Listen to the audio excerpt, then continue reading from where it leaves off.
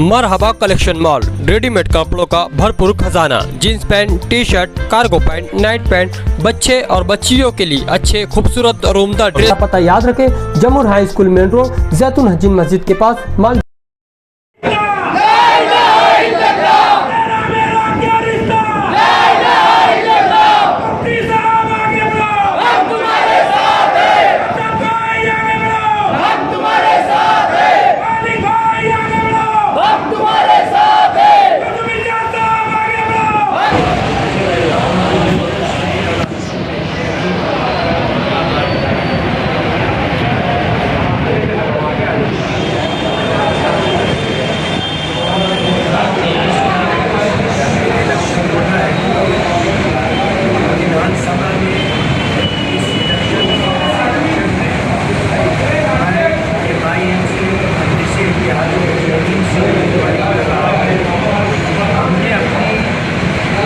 मशवरे के बाद जो प्रोग्राम तजवीज़ किया है वो प्रोग्राम ये है कि कल से हम अपना प्रचार डोर टू डोर शुरू कर देंगे।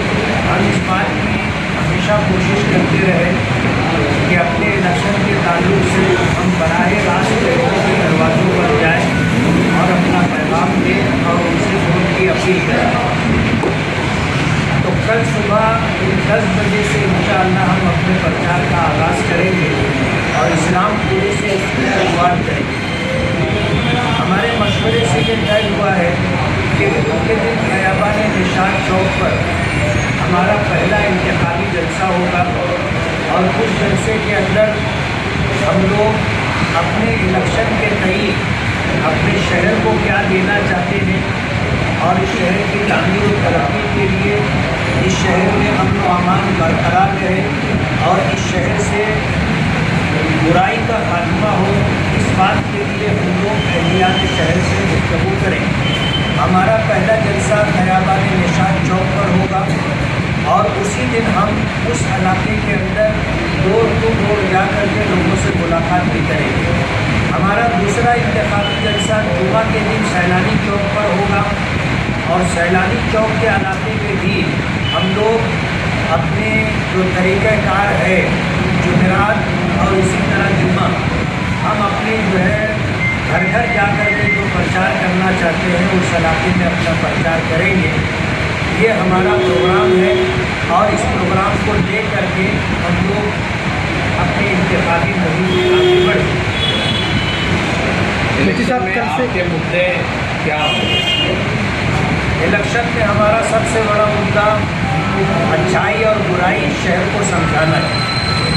आज हमारा ये सबसे बड़ा मुद्दा है। काम होता रहेगा, काम करने वाले लोग आएंगे, काम होगा और काम होना दरअसल ये छोटे मोटे काम जो रोड गटर के हैं, लाइट के हैं, पानी पीने की पानी की पाइपलाइन का ये काम कॉर्पोरेशन की जिम्मेदारी है। लेकिन कहीं ना कहीं हम अपने आप को जिम्मेदार समझते हुए अगर कॉर्पोरेशन से काम नहीं हो रहा है तो मुख्तलिफ सरकारी डिपार्टमेंट से निधि ला करके हम काम करने की कोशिश कर रहे हैं। अगर हमारा शहर तामीर और तरक्की के लिहाज से आगे बढ़ गया लेकिन हमारे शहर में हमारा नौजवान अगर बेराहरुखी का शिकार हो गया, बुरी आदतों की बुरी लत में पड़ गया तो शहर के संवर जाने के बाद भी ख़ानदान के ख़ानदान तबाह व बर्बाद होंगे। यही वजह है कि हमने अपने इस इलेक्शन का मुद्दा अच्छाई और बुराई इसी को बनाया है और हम इसी मुद्दे पर लेकर पूरी ताकत से अपना प्रचार करेंगे। आज शहर में चंद सड़कों को छोड़ के एक भी सड़क ऐसी नहीं है जिन सड़कों पर चला जा सके या मोटरसाइकिल चलाई जा सके या गाड़ी। अखिलेश यादव आए थे, उन्होंने भी ये शिकायत की कि आपका शहर जो है पूरा शहर खंडर बन चुका है। तो आपने काम तो किए, तो ये जिम्मेदारी किसकी? ये जिम्मेदारी कॉर्पोरेशन की। कॉर्पोरेशन जब अपने शहर से टैक्स वसूल करती है तो टैक्स वसूल करने के बाद पूरे शहर के रहने वालों को बुनियादी सहूलत फराहम करना, जिसमें रोड है, गटर है, पीने का पानी है, लाइट है, हेल्थ है और इसी के साथ एजुकेशन है, ये सारी जिम्मेदारी कॉर्पोरेशन पर आती है। और हम यही चीज़ लोगों को बताना भी चाहेंगे कि कॉर्पोरेशन में जो लोग 7.5 साल तक कंटिन्यू बरसरे इक़्तिदार रहे, अगर 7.5 साल के अरसे में शहर में अपनी जिम्मेदारी महसूस करते हुए कारपोरेशन में मेयर की चेयर पर बैठ करके अगर मालेगांव के रोड रास्ते बना दिए होते तो लोगों को शिकायत करने का मौका नहीं मिलता। एक एमएलए जो होता है आज उसको 5 करोड़ रुपया सालाना बजट मिलता है, जबकि पहले 2 करोड़ था, फिर उसको बढ़ा करके 3 करोड़ दिया गया और फिर उसके बाद बढ़ा करके उसको 5 करोड़ दिया गया। जाहिर बात है इस तरह जो निधि मिली है वो निधि ऐसा है जैसे ऊँट के मुंह में जीरा। शहर का कामकाज इससे कितना हो सकता है, आप इस लाइन में हो, इस बात को अच्छी तरह समझते हो। दुख की बात ये है कि जो लोग 7.5 साल बरसरे इक़्तिदार रहकर इस शहर को बनाने संवारने के जिम्मेदार थे, उन्होंने अपनी जिम्मेदारी पूरी नहीं की और एक एमएलए से 5 साल का हिसाब मांगे। हम अपने पूरे शहर को ये बात मुकम्मल कराएंगे कि हिसाब किनसे लेना चाहिए और इन कामों का जिम्मेदार कौन था। मुफ्ती साहब, कल फिर से हवाई में बातें आ रही थी कि कांग्रेस को लेकर आप जद्दोजहद कर रहे हैं। हवा चलती रहती है। मैं अपना मालेगांव शहर छोड़ता हूँ, प्रोग्राम बन जाता है, मैं इस पर मज़ीद कुछ कहना नहीं चाहता। हमने अपना प्रोग्राम डिक्लेयर कर दिया है और यही हमारा जवाब है। गाँव के ताल्लुक से हम लोग की तैयारी है और हम लोग बैठेंगे जिम्मेदारान, हमारी तैयारी मुकम्मल हो जाएगी। हम आप हजरात को याद करेंगे और अपना प्रोग्राम अगला आपके सामने आपके ज़रिए से पूरे शहर तक पहुंचाने की कोशिश करेंगे और जिस दिन हमारी तैयारी हो जाएगी उसके अगले दिन इंशाअल्लाह हम अपना फॉर्म भर देंगे। मास्टर स्ट्रोक को लेकर क्या कहेंगे? मास्टर स्ट्रोक को लेकर क्या कहेंगे? मास्टर स्ट्रोक क्या है आप समझ सकते हो, पूरे शहर में उसका अपोज किया। मालेगांव शहर मस्जिदों का, मदरसों का और एक लिहाज से अगर देखा जाए तो मुसलमानों का बड़ा शहर होने की वजह से एक बहुत बड़ा दीनदार तबका अल्हम्दुलिल्लाह हमारे शहर में रहता है। और अगर मैं एक जुमले में कहना चाहूँ तो भोला पहाड़ निकली चूहिया, चूहा भी नहीं निकली चूहिया। बहुत शोर था मास्टर स्ट्रोक, लेकिन क्या आया आपने देख लिया। शायद उनके होश ठिकाने आ गए होंगे। इस तरह का रिएक्शन मालेगांव शहर के वोटरों ने दिया। इलेक्शनी मंसूर क्या इस बार साल नया बनेगा या वही पिछले इलेक्शनी मंसूर में लड़ेंगे? बात ये है कि जो सत्ता में होते हैं उनके लिए भी इस तरह का कामकाज करना मुश्किल हो जाता है। हम अपने शहर से कोई झूठा वादा नहीं करना चाहते। हम ये चाहते हैं कि हम अपने शहर की ज़रूरत के पेशे नज़र जो काम होगा उस काम को करवाने की पूरी कोशिश करेंगे, चाहे वो काम हमारे मंशूर में शामिल न हो। ये जो कांग्रेस को हर बार आपने मालेगांव छोड़ा, मुंबई गए, दिल्ली गए, कांग्रेस में गए, इस तरह का ये रहा। क्या अब उस बात पे स्टॉप लग गया?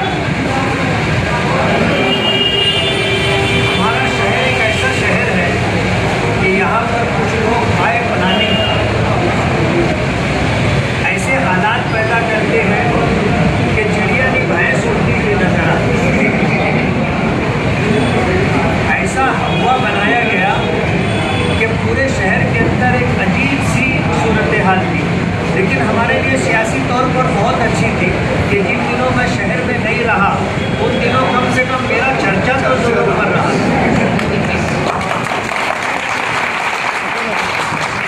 मुस्तकीम डिक्टेटी ने आज प्रेस कॉन्फ्रेंस लेकर ये इल्ज़ाम लगाया है कि आप मजहबी स्टेट से सियासी बात करते हो। पूरा शहर इस बात को देख रहा है। मैंने मजहबी स्टेट से कभी भी एक जुमला सियासी नहीं कहा और जब मैं सियासी स्टेज पर होता हूँ तो सियासी बात करता हूँ। जो मुकाबले में उनका जवाब दो। हाँ, ये मुकाबले उनको जवाब इसलिए जो है मैं अपने कहीं जो बात कहना है कि ये इल्ज़ाम बेबुनियाद है।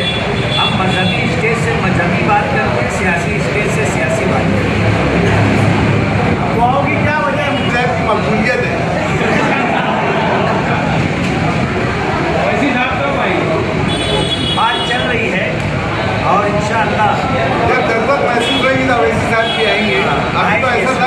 बस अवेयर की ज़रूरत नहीं है।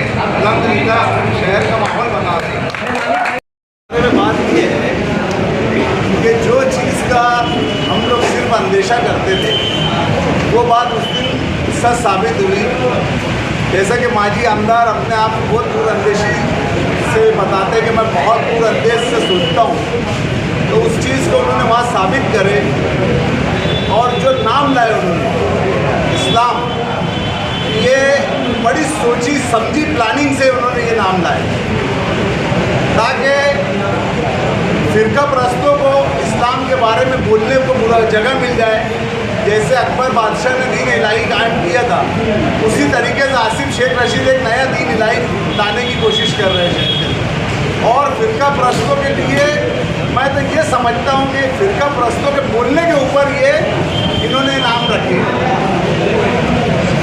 महाराष्ट्र की सियासत पे इस नाम का और इस पार्टी का क्या असर पड़ा? महाराष्ट्र की सियासत में हो या हिंदुस्तान की सियासत में हो, ये नाम के ऊपर हमारा दीन हमको क्या बोलता है कि किसी के दीन को तुम खराब मत करो, किसी के दीन को बुरा मत कहो, इसलिए कि कोई तुम्हारे दीन को बुरा बोलेंगे।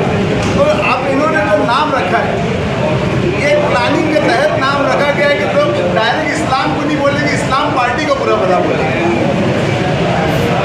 आज उनके ताल्लुक से फतवे जाहिर हो रहे हैं। अगर वो समझदार होंगे तो उलमाओं से जिनको घिन आती थी वो वापस आगे बोले उलमाओं के पास आ जाए और सही रास्ता ढूंढ ले।